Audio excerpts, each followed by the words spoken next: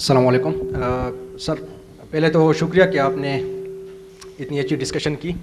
تو جی sorry sir, میں ایک چیز پوائنٹ آؤٹ کرنا چاہتا ہوں. آپ نے جتنے بھی فگرز وغیرہ یہاں پر بتائیں کہ مطلب اتنے بچے اسکول نہیں جا رہے، یونیورسٹی سسٹمز میں نہیں ہیں انکلوڈ، تو میں تھوڑا سا اس کویشچن کو ری فریم کرنا چاہتا ہوں اور میں یہ کویشچن رائز کرنا چاہتا ہوں کہ جو جا رہے ہیں ان کا آؤٹ پٹ کیا ہے اور وہ سوسائٹی کو پازیٹیولی کنٹریبیوٹ کیوں نہیں کر پا رہے. ٹھیک ہے، ہمارا بچہ جب 16 ایئرز آف ایجوکیشن، میں ریسنٹلی کوریا سے PhD کر کے آیا ہوں، تو میں ذرا وہاں کا انوائرمنٹ آپ کے سامنے لانا چاہتا ہوں کہ ہمارا بچہ جب 16 ایئرز آف ایجوکیشن کر کے باہر نکلتا ہے، اس کو یہ نہیں پتا کہ میں کیریئر میں کس طرف جاؤں، وہ بالکل بلائنڈ ہوتا ہے.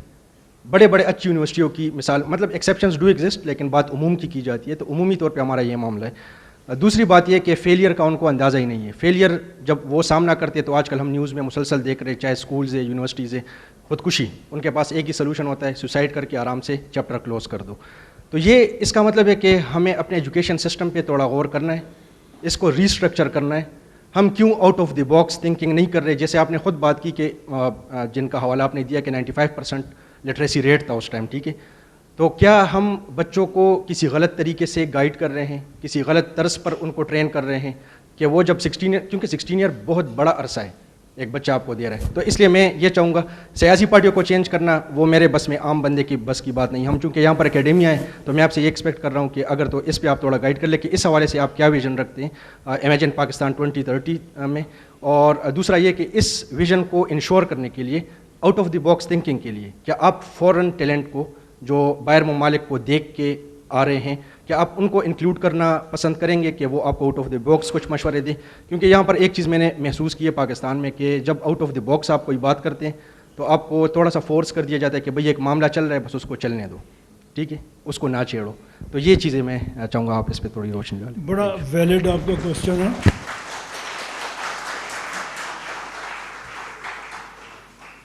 16 سال تو ذرا لمبا عرصہ ہے. میں آپ کو ایک لوکل ہمارے پاکستان کی NGO ہے اثر کے نام سے، اس نے ایک سروے کیا اور اس نے یہ دیکھا کہ 40% بچے جو کلاس 5 میں پڑھ رہے ہیں وہ کلاس 2 کی کتاب نہیں پڑھ سکتے.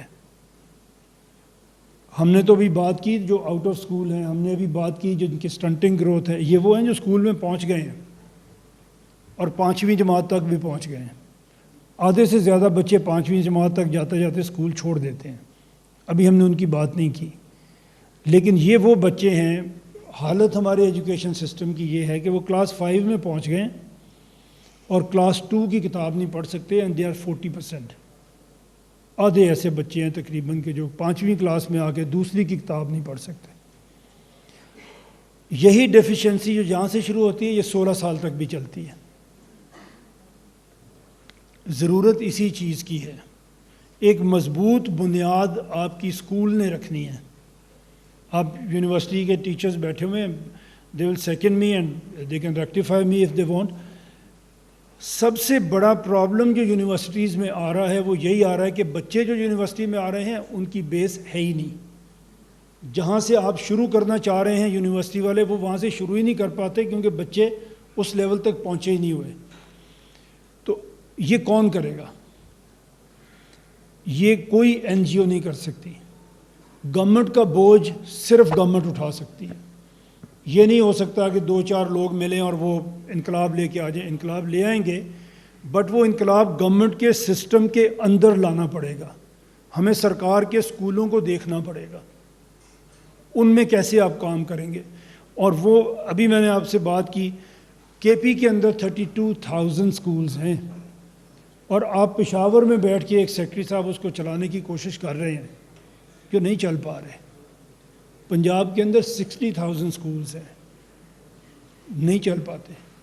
ابھی ایک اچھا کام وہاں پہ گورنمنٹ نے کیا. اس وقت کوئی 15,000 کے قریب سکولز ہیں جو پنجاب گورنمنٹ نے NGOز کو دیے ہیں، بڑے کم پیسوں پہ دیے ہیں. اس وقت پنجاب کا فگر میرے پاس ہے، وہاں پہ Punjab government 4400 rupees per month per child خرچ کرتی ہے جی اسکول کے اسٹوڈنٹ کے اوپر. تھوڑے پیسے تو نہیں ہیں نا. اچھے اچھے پرائیویٹ اسکولوں کی فیس اس سے کم ہے اور گورنمنٹ اسکولز کی بلڈنگز پرائیویٹ اسکول سے بہت بہتر ہیں. ایکڑز میں ہیں, پلے گراؤنڈ بھی ہیں, سب کچھ ہے. پرائیویٹ اسکول تو کرائے کے گھروں میں بنے ہوئے ہیں. ٹیچرز بھی پنجاب میں کم از کم 2001 سے آج تک ٹیچرز کی بھرتی 100% میرٹ پہ ہے,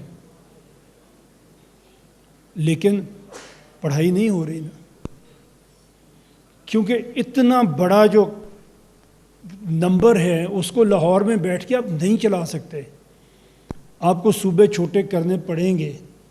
اگر ہاسپٹلز کی میں بات آپ کو بتاؤں, وہ بھی ابھی میرے پاس کے پی کا نمبر نہیں ہے, ہم بنا رہے ہیں, آ جائے گا آج کل میں. پنجاب میں 6 ملین روپیز پر بیڈ پر اینم خرچ کر رہی ہے پنجاب گورنمنٹ اپنے ہاسپٹل کے بیڈ کے اوپر. تھوڑے پیسے تو نہیں ہیں, لیکن آپ دیکھیں وہاں پہ جا کے علاج ہو رہا ہے. مشکل کام ہے. اس کا کوئی شارٹ کٹ نہیں ہے اس کے علاوہ کہ آپ ان کو مینیجبل یونٹس بنائیں, مینیجبل یونٹس بنائیں. ہم یہ بات کر رہے ہیں, ہم یہ بات پیورلی ایکڈیمک ڈسکشن میں کر رہے ہیں. مجھے سیاست نہیں کرنی, چوہی صاحب نے اگر کرنی ہوگی تو میں ان کو سپورٹ کروں گا, باقی کسی نے ہم میں سے سیاست نہیں کرنی. ہم تو اس لیے یہاں پہ آپ کے سامنے کھڑے ہیں کہ جن بچوں کو کھانا نہیں مل رہا, جو بچے اسکول نہیں جا رہے, جن بچوں کی گروتھ نہیں ہو رہی, جن بچوں کو آگے بڑھنے کا موقع نہیں مل رہا, ہم کوئی ایسا سسٹم تجویز کریں, اور اگر ہم سب اس کے اوپر ایگری ہوں تو ہم سب اس کے لیے کوشش کریں کہ وہ سسٹم پاکستان میں بن سکے.